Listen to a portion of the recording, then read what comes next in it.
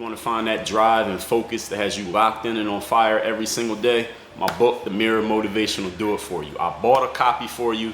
You take care of the shipping. The book is free. Click the link down there. I got you. DreAllDay.com. Dre Baldwin, DreAllDay.com, WorkOnMyGame.com.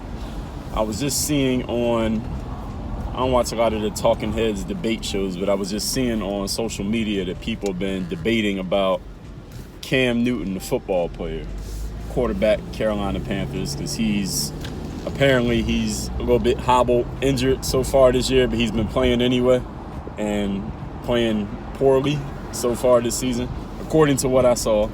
I don't watch football that closely, but Cam Newton has been people notice Cam because he's in the fashion, right? He has these loud outfits that he wears to the game, and his outfits get attention, kind of like a Russell Westbrook, or who else wear that, James Harden, or something that one of those players wears when they walking into the stadium, and that's become a thing now, right? You wear something fashionable on your way into the game, and people are going to talk about it. So Cam has had these interesting outfits that he's been wearing into the games, and people have been saying, well, Cam may be more interested in trying to be a fashion guy or fashion icon, or he's paying more attention to his clothes than he's paying attention to actually playing football well. And some people who are fans of Cam are defending him against these statements by saying, well, look, if Cam was doing the same thing, wearing these same clothes, but his football team was winning, wouldn't nobody be saying shit, right? And here's the thing that everybody needs to get, and it's not about Cam Newton, really. It's about you, me, and each one of us individually, is that you're absolutely right. That if Cam Newton's team was 3-0 instead of 0-3, if he was having a great game instead of having a poor game, if he looked healthy and he was doing his thing like he did when he won the MVP, as opposed to looking injured and not doing much as he's doing so far this year, nobody could say anything about his fashion. I mean, you could bring it up, but you can't be critical about it because he's winning, right? And here's the thing that y'all got to get about life. That's the way that it goes. This is the way that it's set up. This is the process that you're going to go through.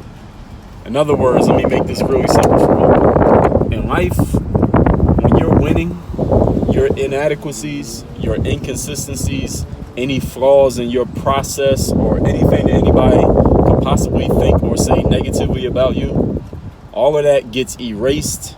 Not even erased. Let me just say it gets ignored. It gets looked over. It gets not said when you're winning, when you're successful, because who's going to come out and just criticize somebody who they're winning, everything they're doing is working? You criticize them, not too many people are going to hear it. There's only one person who's really made a career out of that, and that was Skip Bayless, by criticizing LeBron James, and he cornered that market.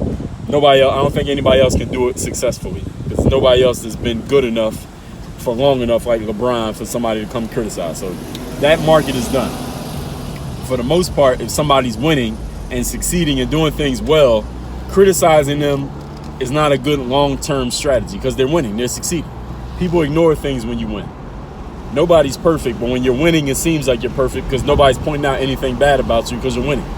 But when you're losing, all those inadequacies, all those inconsistencies, all the incongruencies, every possible flaw in your game or your character or your personality or your whatever, everybody's pointing out everything. Everybody's nitpicking everything.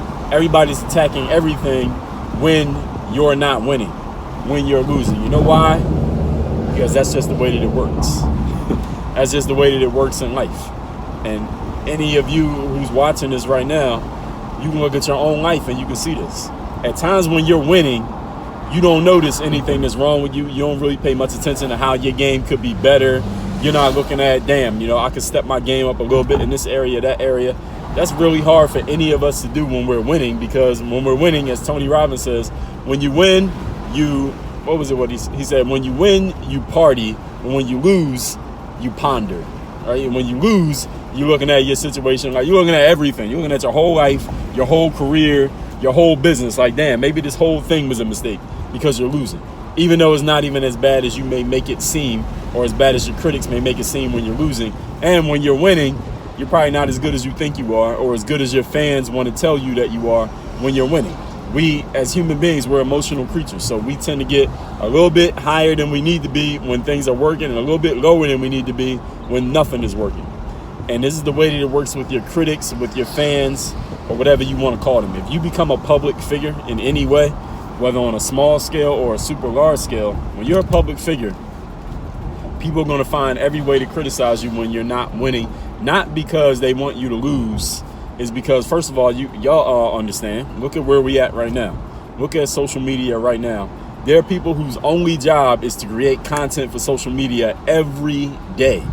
And we talking about talk shows that are 2-hour-long talk shows. They got to talk about something. They got to talk about something that's going on. Even if nothing's going on, they got to come up with something. Like Drake said in his song, if they don't have a story, they'll make one. So if you're losing, they're going to make a story out of the fact that you're losing simply because they got to talk about something. Not because you're so terrible, but they need content. That's the way that they stay on TV. And when you're winning, people are going to talk about that a little bit, but they rather talk about the negative because negativity spreads faster. This is our wiring as human beings. We pay more attention to negative things than we do positive things because negative things hold the seed of possible danger. And human beings are very reactive and very responsive to fear. So this goes into a deeper conversation on psychology, but that's really where it comes from, just to touch on the surface of that. But maybe one day I'll go into a deeper conversation on that. I might put that in the game group membership because it'll be a longer video. I'll have to really go into real detail on that anyway. But that's the point. The overall point that I want you to get from this video is that when you're winning, your flaws don't get talked about. It's not that they don't exist. But when you're losing, your flaws get exacerbated, and that's all people talk about.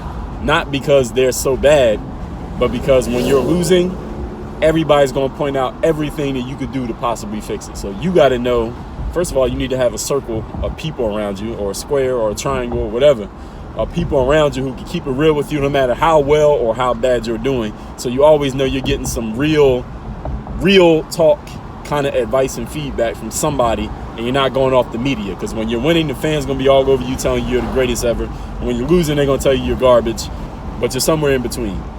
So you need some people around you who can keep you in that in-between mindset no matter how well or how bad you're doing. Let's leave it at that. Work on your game. Dre all day.